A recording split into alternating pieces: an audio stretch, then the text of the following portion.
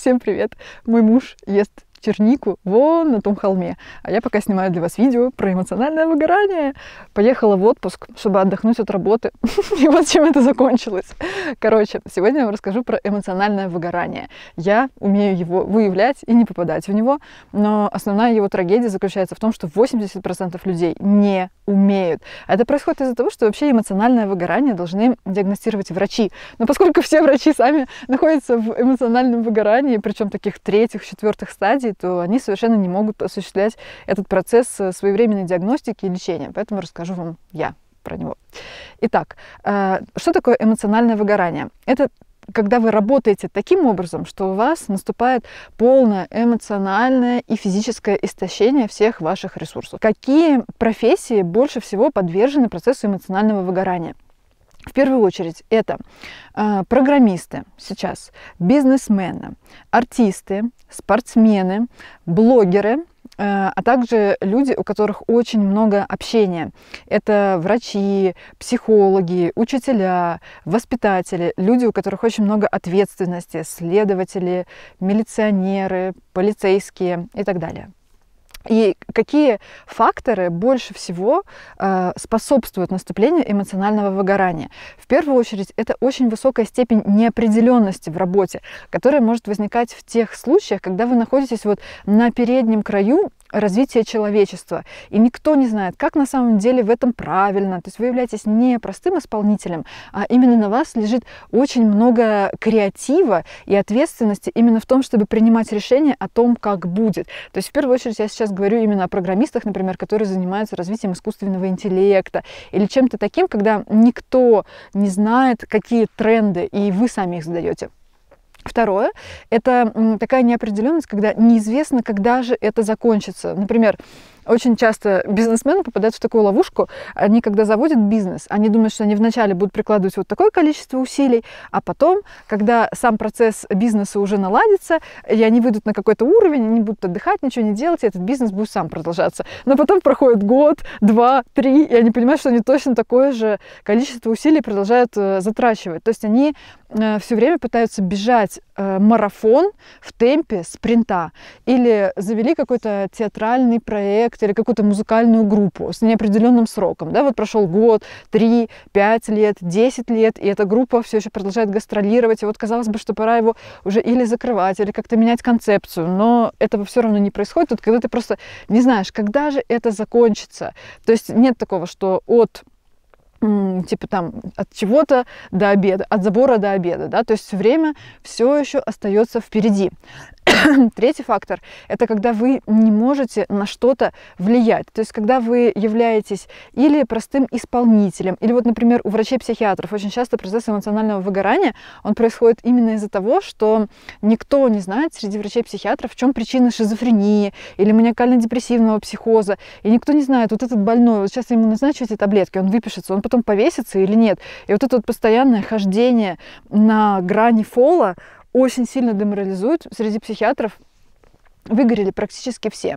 Значит, четвертое – это когда вы отдаете гораздо больше, чем вы получаете. Например, вы такой очень хороший вот врач, хирург или какой-нибудь нейрохирург, да, особенно вы стоите всю жизнь в полусгорбленном состоянии, спасаете людям жизни, получаете за зарплату там 3000 гривен, и вы видите, как какие-нибудь люди, которые работают гораздо меньше вас, какие-нибудь политики, да, получают в миллиарды раз больше, это очень сильно деморализует. Или вы психолог, который работает за 300 гривен, но у вас такая филигранная, гениальная просто работа, которая является, по сути, бесценной, потому что вы дарите новую жизнь людям.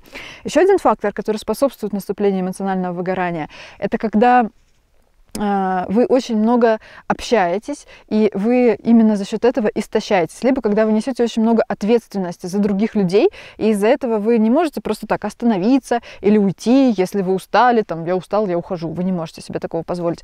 Следующий фактор – это когда все время очень высокие ставки, и каждое ваше новое действие, оно закончится или поражением, или победой, и вы не можете себе этого позволить, и вы все время хотите только каждый раз победу, победу, победу. Это характерно для спортсменов на соревнованиях. Дождь пошел, мне приходится выключать. Съемка продолжается. 7-й фактор, который способствует наступлению эмоционального выгорания, это когда вам приходится в процессе своей трудовой деятельности прикидываться кем-то, кем вы не являетесь на самом деле. Например, если вы, по сути, по природе своей не очень сильно добрый человек, который любит помогать людям, и для которого это является его основной сущностью, но вы работаете психологом, то у вас возникнет эмоциональное выгорание. Или, например, артисты. Вот бывает такое, что артисту грустно, или он расстался с девушкой, там, у него в жизни полный писец, но ему надо все время выходить на сцену в одной и той же одинаковой там какой-то роли для того, чтобы радовать публику. Вот. Следующий пункт моего повествования – это у кого может развиться эмоциональное выгорание, это портрет личности, короче. Это упоротые трудоголики всякие, у которых зависимость от работы возникает. И те люди, у которых в детстве был нарушен механизм регулировки своего, мне рук не хватает, регулировки своего поведения. Короче, когда человек устал, чтобы он отдохнул. Это происходит в том случае, если ребенка заставляют в детстве заниматься спортом, либо если его заставляют учиться на пятерке, либо если ему в детстве запрещали отдыхать. Вот, например, я в детстве никогда не занималась спортом, но я очень много работала на даче. Или это неинтересно? Интересно? Короче, меня вывозили на дачу, которая находилась далеко за городом, и не было возможности в нее вернуться, в глухом поле. На даче было 20 соток. Вывозили меня туда в 6 утра, а завозили обратно домой в 23:00. Я приезжала полностью обгоревшая, потому что там было только солнце.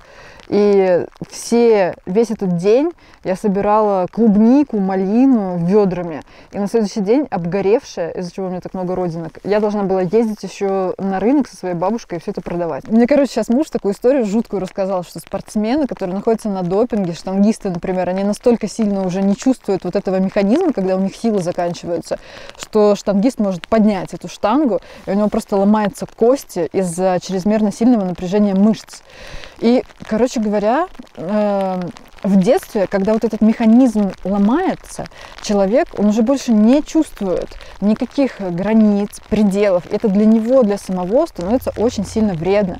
И помимо спорта или избыточной физической нагрузки, когда ты хочешь отдохнуть, но тебе нельзя, тебе запрещают, тебе не дают этого сделать, тебе говорят, ты в гробу отдохнешь, то это просто еще может быть, когда тебе запрещают в целом отдыхать, то есть когда ребенка заставляют заниматься со своими младшими детьми, мыть посуду, помогать по хозяйству, такое воспитание по типу Золушки, когда отдых просто запрещен. Также третий фактор – это когда заставляют быть отличниками и учиться на пятерке. И еще один фактор – это может быть, когда человек вообще в целом перфекционист, когда у него возникает эмоциональное выгорание, когда человек сам по себе в целом перфекционист, и он совершенно не довольствуется, когда у него работа получилась хорошо, он может быть доволен только работой, когда получилось идеально, и то он будет постоянно недоволен собой, он будет хотеть все еще лучше и лучше и лучше и лучше. То есть это какой-то бесконечный маньяк саморазвития.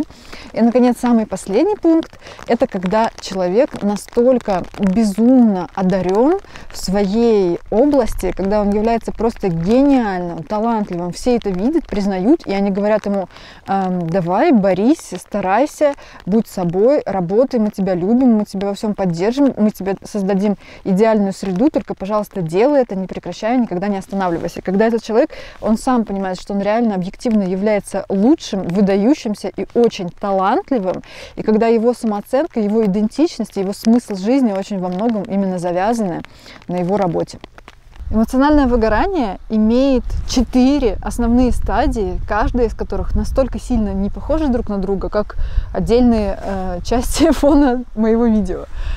Первая стадия эмоционального выгорания представляет из себя кураж, задор, пруху, огромный запал, энтузиазм, зависимость, когда вы очень сильно поглощены работой, вы ее безумно сильно обожаете, у вас какой-то новый проект, которым вы очень захвачены, вы все время думаете о работе, вы остаетесь внеурочно на нее в субботу, в воскресенье, и самое главное, вы постоянно думаете о работе, вы о ней мечтаете, вы о ней фантазируете, она вас захватывает, вам все время хочется, там, я не знаю, снимайте снимать еще раз видео, выступать и выступать. И обратная связь от ваших клиентов, и обратная связь, которую вы получаете в результате этой работы, она вас постоянно все время освежает, придает вам все больше сил, бодрости, энергии.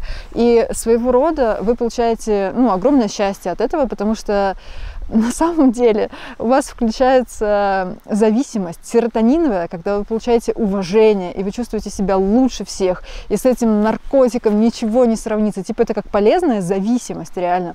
Либо же вы получаете дофамин. Это когда вы долго идете к какой-то своей цели, и наконец-то вы ее достигаете. Либо же вы получаете окситоцин. Это любовь, единение, близость и безопасность. Если вы, например, артист и со своей публикой как-то взаимодействуете, или психотерапевт, который проводит групповую психотерапию. И все это ощущение счастья, радости, наполненности в вашей жизни является иллюзией, потому что в этот момент вы теряете свои границы, вы теряете берега, и все, что вы можете видеть, вы видите только на краткосрочную перспективу. А то, что на самом деле происходит в вашей жизни, уже начинает происходить дисбаланс, потому что работа является только одной из 8 сфер жизни. И уже на этой первой стадии эмоционального выгорания вы начинаете упускать из виду такие аспекты своей жизни, как дружба. Например, вы работаете вместо того, чтобы встретиться со своими друзьями, у вас ухудшаются отношения с вашими близкими, семья, вы все время проводите на работе, и вы перестаете заниматься сексом со своими любимыми, разговаривать с ними, перестаете заниматься воспитанием своих детей. И вы оправдываете это все тем, что вам же надо зарабатывать деньги, у вас же цели, у вас же сроки, а это все происходит из-за того, что вы придаете избыточную важность своей работе. По срокам все индивидуально, но рано или поздно первая стадия, вот этот кураж, задор, пруха, иллюзорное ожидание успеха, самоуважение и все такое прочее, сменяются второй стадией, которая называется усталость. По сути, когда вы находились на этой первой стадии, вы уже начали испытывать острый стресс, который постепенно перешел в хронический. Помните, вы начали бежать марафонскую дистанцию со скоростью спринта, и неизбежно это приводит к тому, что все гормональные ваши надпочечниковые запасы истощаются, потому что во время острого стресса постоянно выделяется кортизол, и потом этот кортизол уже, его нет просто. И это приводит к тому, что происходит разбалансировка гормональной сферы и ухудшается иммунитет. И хронический стресс – это, по сути, уже истощение организма. Какие физические признаки можно наблюдать на второй стадии эмоционального выгорания? В первую очередь это может быть обнажение десен, повышение чувствительности зубов. Это могут быть прыщи не только на лице, но самое главное, это прыщи на спине в основном. Это может быть выпадение волос, очень сильное, диффузное. Это может быть обострение всевозможных заболеваний, связанных со слизистой, потому что именно слизистые нашего организма являются наиболее реактивны. Это могут быть герпес, стоматит, эрозия желудка, анальная трещина, всевозможные кожные заболевания также сюда относятся. Также сюда относятся просто ощущение усталости, бессонницы, тревоги, когда вы долго не можете уснуть, когда вы лежите часами, ворочаетесь, просто вы не можете спать, потому что ваше сердце колотится, и вы постоянно продолжаете думать про эту работу, все еще оставаясь увлеченными ею.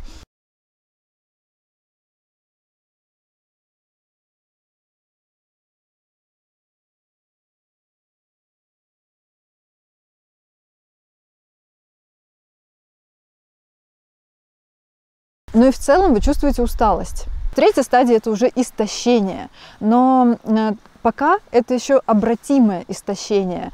Что происходит на этой стадии? Те люди, которые склонны к депрессии, впадают в депрессию, и у них начинается депрессия средней степени тяжести или тяжелая депрессия. Вот однажды ко мне обратилась одна женщина по скайпу, но я не стала с ней работать. Она просто сидела вот так вот и курила просто весь сеанс, потому что она не могла ни слова сказать, именно из-за того, что она впала в тяжелейшую депрессию, и ей в дальнейшем потребовалась помощь психиатра и госпитализация. Именно из-за того, что она работала без отпуска несколько лет подряд, потому что она говорила, ну я же нахожусь в эмиграции, мне же надо кормить сына. Она просто работала, как лошадь. Я спрашиваю, когда вы были последний раз в отпуске? Она говорит, 13 лет назад. Я говорю, а в субботу, в воскресенье вы отдыхали? Она говорит, нет, я работала без выходных. Типа, она впала просто в тяжелейшую депрессию, у нее, по сути, был депрессивный ступор.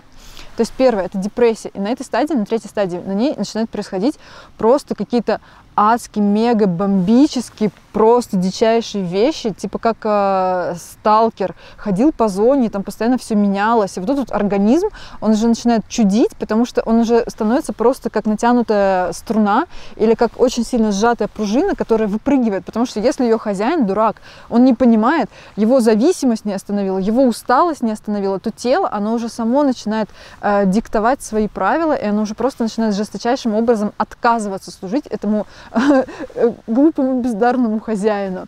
Еще я знаю человека, у которого, это у тех, кто склонен к депрессии, у них может начаться депрессия. Также может начаться психосоматика, когда ваши части тела начинают отказывать. Когда вы идете на работу, например, и вам там надо задействовать руки, а у вас рука отказала, у нее просто паралич, и вы не можете ею двигать. Или когда вам надо работать ногами, но у вас отказала нога. Когда у вас заклинило что-то, заболела какая-то мышца, потянули связку. Когда вы сами себе устраиваете какие-то травмы или какие-то ошибочные действия совершаете, либо же вам надо там пойти на работу, у вас очень сильно заболел живот, это психосоматика. Ну, то есть, по сути, это конверсии.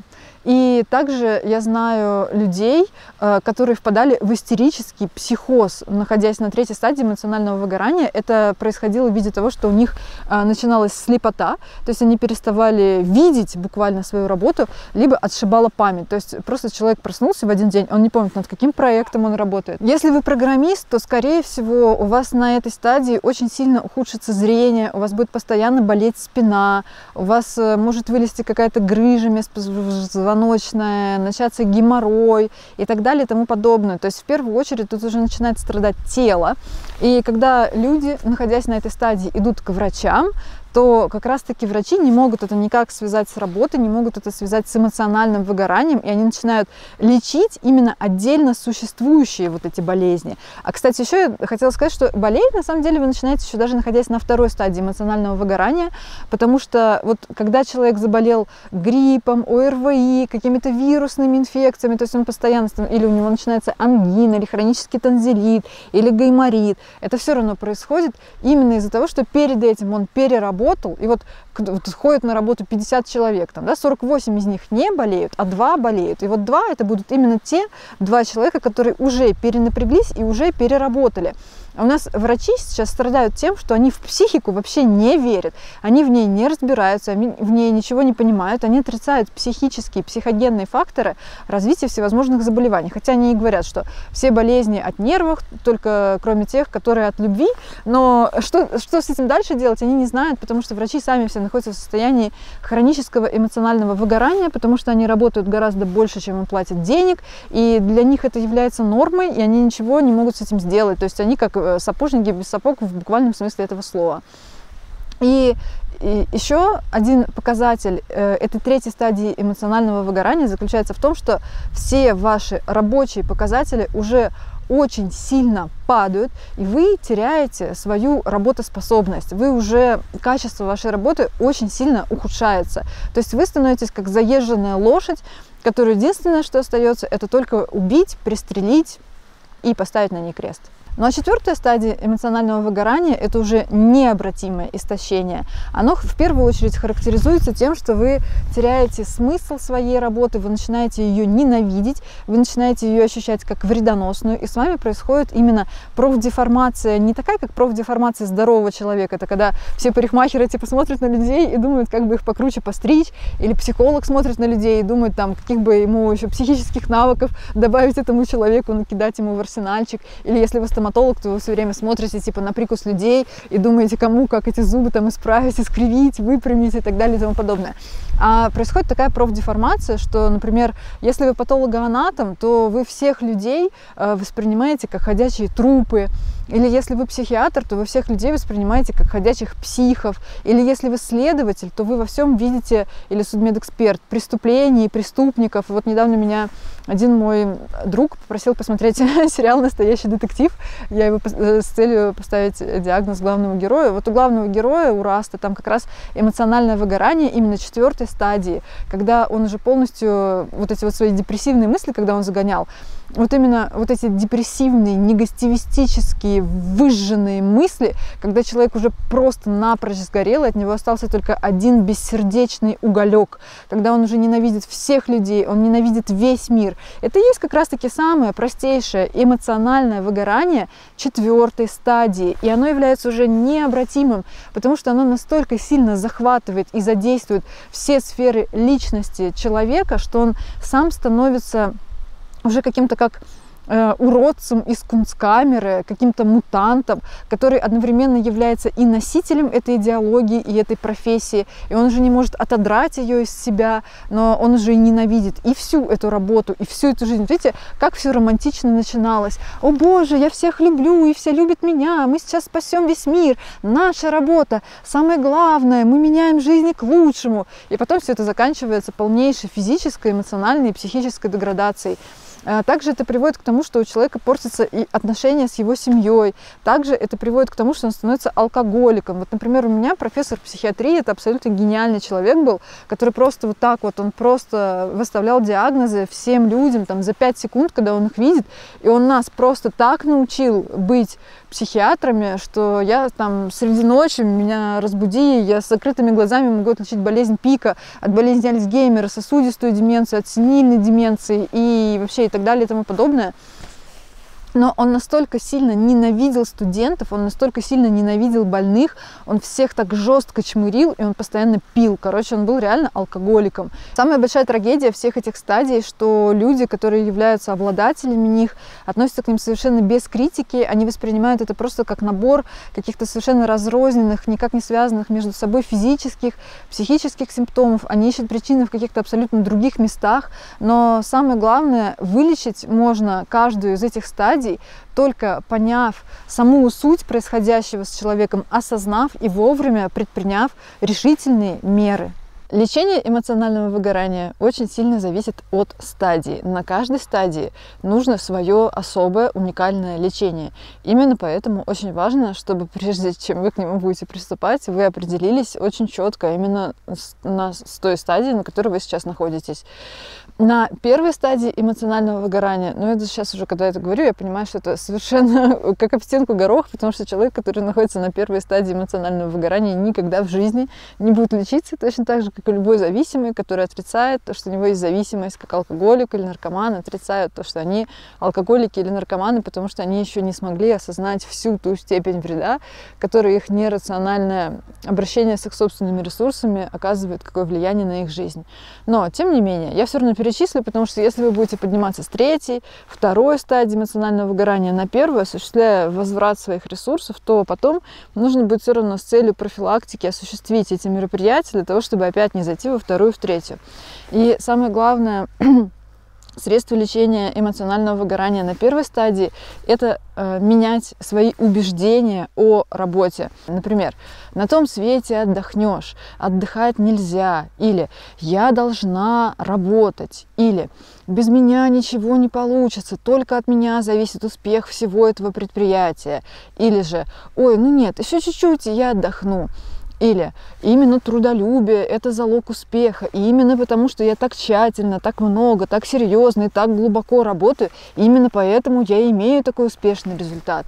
Либо же то, чем я занимаюсь, это очень важно. Это вопрос просто вселенской важности. Это цель всей моей жизни. Или же еще такое убеждение может быть, что эта работа, она будет у меня всегда. И еще 2-й способ лечения 1-й стадии эмоционального выгорания – это помнить про наши золотые 8 сфер жизни. Потому что, когда вы находитесь на 1-й стадии, у вас идет сильнейший перекос в сторону работы. Но вы совершенно забываете про здоровье, про отдых, про хобби, про духовность, про саморазвитие, про друзей и про семью. Поэтому вам нужно весь режим своей недели организовывать таким образом, чтобы заранее в расписании выделять время на то, чтобы встретиться с друзьями, на то, чтобы отдохнуть, на то, чтобы побегать, на то, чтобы покачать мышцы, на то, чтобы приготовить себе еду какую-то, на то, чтобы поспать.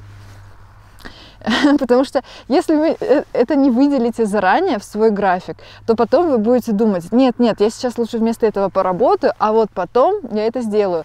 Поэтому составьте себе расписание на всю неделю или даже на месяц вперед, где у вас будет выделено, например, в пятницу вечером вы идете с друзьями, в субботу у вас уборка, в воскресенье у вас разговор с мужем или с женой, секс, отдых у вас будет или сон с 12 часов ночи, допустим, до 9 утра. Не забывайте высыпаться обязательно. Короче говоря, не забивайте на свои полезные привычки, которые у вас есть в жизни, и следите за тем, чтобы все 8 сфер вашей жизни были изначально гармонизированы и ничего не сыпалось, для того, чтобы потом не приходилось это восстанавливать. На второй стадии эмоционального выгорания, которая называется у нас усталость или хронический стресс, самое главное средство лечения – это отдых. И я хочу, чтобы вы понимали, что как надо правильно отдыхать. Сейчас я вас буду учить. Во-первых, отдых – это когда человек вообще ничего не делает. То есть отдых – это не когда вы перестали работать, но вместо этого вы идете на тренировку.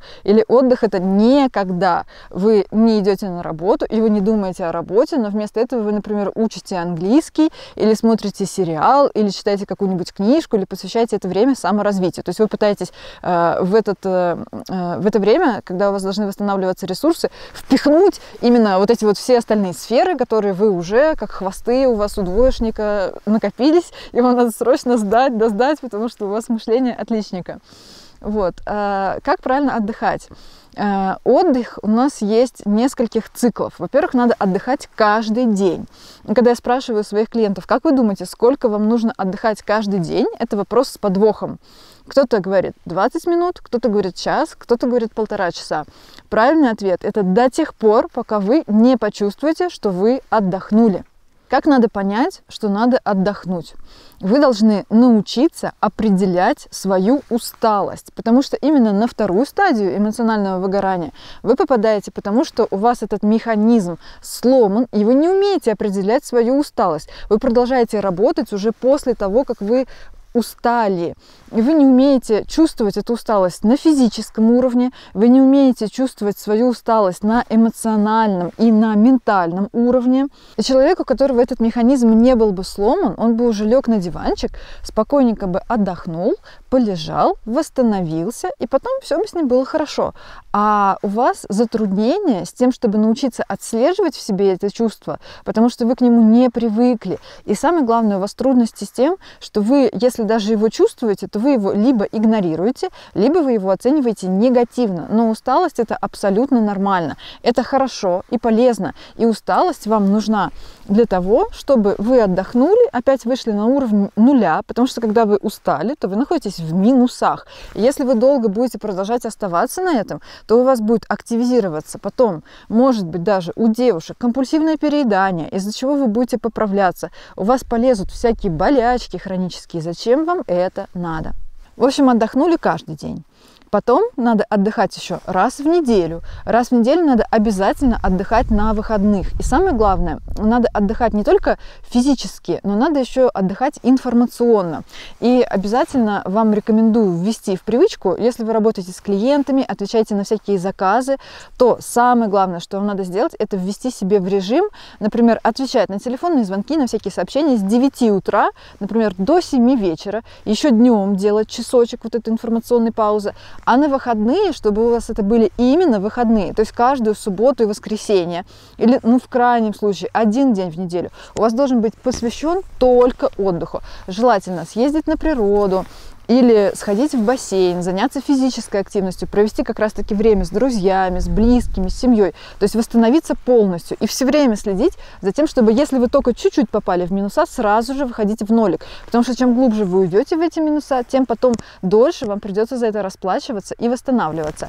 Следующий цикл – это раз в месяц вы должны отдыхать. Желательно тоже несколько дней. И самое главное, это, конечно же, сезонные и годичные циклы. То есть в год у вас должно насобираться месяц отдыха. И вы можете делать по-разному. Это может быть неделя летом, неделя осенью, неделя зимой, неделя весной. Либо же это может быть 2 недели, например, осенью и весной, как вы хотите. Короче говоря, либо это может быть целый месяц, прям чтобы глубоко так очень сильно отдохнуть, чтобы прям забыть, какой профессии вы принадлежите, чтобы прям забыть, как вас зовут, сколько вам лет, и чтобы прям заново в нее въезжать, такой свеженьким, обновленным, и прям, как будто все с самого начала начинается. Еще на второй стадии эмоционального выгорания нас очень сильно выручают релаксация и медитация. Я в это видео еще запрятала секреточку. Я хочу адресовать не сообщение моей подруге. У меня есть подружка, которая некоторое количество лет назад завела бизнес, и с тех пор мы с ней начали встречаться и дружить очень-очень сильно редко. И недавно в Фейсбуке она написала пост: «О, ребята, посоветуйте мне, пожалуйста, какие-нибудь хорошие витаминки от хронической усталости». Так вот, дорогая моя подружка, если ты смотришь это видео, я ей постоянно говорю: у тебя эмоциональное выгорание, тебе надо отдохнуть. И она на меня смотрит таким пустым, стеклянным, невидящим взором, говорит: да-да, Женечек, да-да, мне надо отдохнуть. И потом все равно продолжает делать все то же самое, как и было до этого. Так вот, я говорю тебе, на все свои 260 тысяч подписчиков, у тебя эмоциональное выгорание. Отдохни!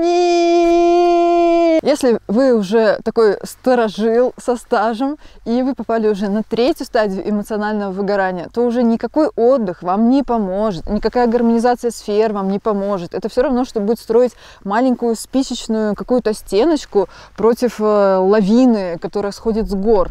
И в данном случае вы уже не склеите разваливающуюся свою жизнь на куски.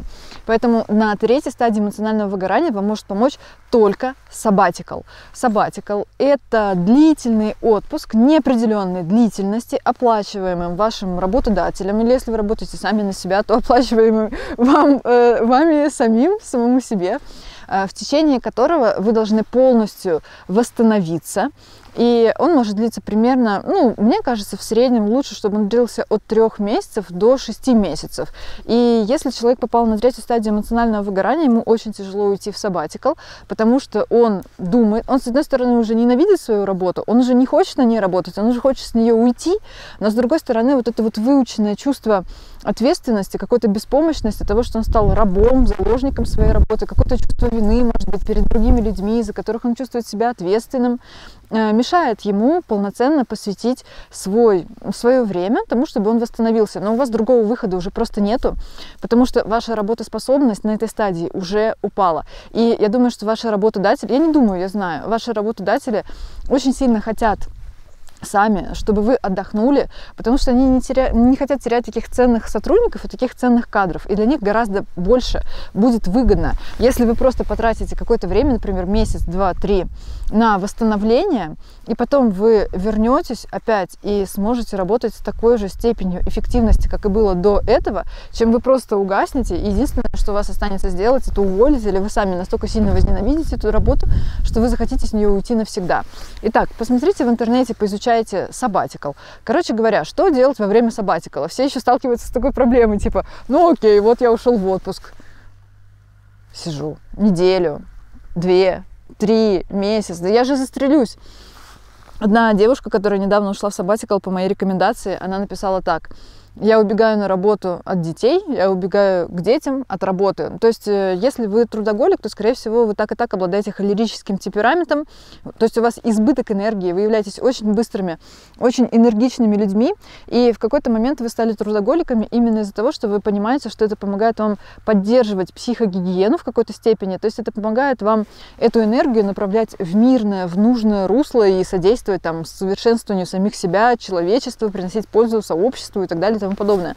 То есть быть трудоголиком для вас это отчасти полезно, но когда вы просто заставите себя какое-то время посидеть дома и не будете расстраиваться и сделаете так, что этот моторчик отдохнет, то потом в какой-то момент вы найдете для себя интересные дела. Потому что, вот посмотрите, работа, трудолюбие и упоротость, они же на самом деле неэффективные, потому что никто еще не выиграл от того, что он пытается просто приспособиться к среде. Выигрывают именно те люди, которые меняют среду. И у вас нет смысла, вы как будто берете, и вот вы являетесь очень крупной купюрой, но вы берете и меняете ее на монетки, и вы просто эти монетки выбрасываете, и они теряются, и в итоге вы теряете все. Поэтому это время сабатикала лучше всего будет потратить, оно само у вас так произойдет. Вы сможете продолжить свое задержанное эволюционное развитие и взрастить цельность своей личности и гармонизировать ее именно до такой степени, что после того, как вы выйдете из этого сабатикала, вы сможете применить поистине творческий подход, и вы сможете просто уронить всю профессию в этой сфере и сделать так, что она будет играть по вашим правилам. Если вы действительно считаете себя талантливыми, и вы действительно думаете, что вы можете изменить мир, то зачем вы работаете просто как бессмертные пони и как какие-то дурацкие лошадки? Тогда будьте действительно хозяевами положения и сделайте так, чтобы вы диктовали условия, сделайте так, чтобы вас уважали, вас боялись потерять, чтобы с вами считались, и так, чтобы вы действительно были изобретателями. Почему еще сделать sabbatical? Это очень важно, потому что лечение 4-й стадии эмоционального выгорания – это только одно. Это смена работы, это смена профессии. Если вы любите свою работу, если вы дорожите ей, если вы не хотите ее терять, то вам лучше сделать sabbatical, пока вы еще находитесь на 3-й стадии.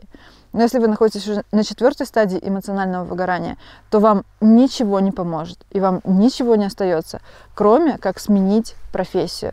Потому что здесь выгорание достигает такой степени, что уже выжженная земля просто, на которой не вырастет ничего. И здесь уже ставки настолько высоки, что вам нужно думать не о сохранении своей работы, а о том, чтобы думать о сохранении своей жизни. Не знаю, надо как-то подытожить. Я не подготовила никакой пафосной концовки. Я смотрю на небо, а по нему плывут облака. Ваша проблема, если вы являетесь трудоголиком, и у вас возникает эмоциональное выгорание, что вы любите свою работу слишком сильно. И вы очень сильно идентифицируете себя с ней, свою жизнь ассоциируете с работой. И сейчас трудоголизма нету в реестре психических заболеваний в МКБ-10. Ее вообще нету в реестре заболеваний. То есть алкоголизм есть, например, наркомания есть, а трудоголизма нету. Потому что трудоголизм является сейчас социально и культурно одобряемым феноменом. И многих людей, наоборот, даже поощряют на это. И даже взрослые люди, когда знакомятся друг с другом, в первую очередь они друг у друга спрашивают: ты кем ты работаешь? А если человек никем не работает, например, то он считается каким-то лохом или, ну, не знаю, его как-то не уважают, его считают тунеядцем, к нему плохо относятся. Ну, меня вот многие зрители хвалят за то, что я говорю слово «осознанность». Я думаю, что в данном случае осознанность, она будет заключаться в том, что если вы даже и любите свою работу, то вы должны понимать, что вы любите ее слишком сильно и относиться к этому критично. И самое главное, помнить о том, что даже эту работу когда-нибудь вы сможете потерять. Она может покинуть вас. В жизни могут многие обстоятельства измениться, и вы — это все равно всегда нечто гораздо большее, чем просто ваша работа. Я, пожалуй, закончу так. Я вот поехала отдыхать на недельку буквально. Один день, 40 минут мы ползали и в маленьких кустиках собирали чернику, рвали ее, ели, прямо вот такими горстями набирали и потом в рот закидывали. Пили водичку из горного ручья. В общем, делали все, как это обычно бывает, когда ты ходишь в горы. И я не знаю ни одного человека, который любил бы свою работу сильнее, чем я люблю свою работу. Но потом, постепенно, когда я растворяюсь в природе, я забываю вообще о том, что такое работа. И она кажется такой неважной. Короче, не загоняйтесь, ребят. Подписывайтесь на мой канал, ставьте лайки, оставляйте комментарии. Ждите моих новых, снятых в 4 стенах видео. Пока.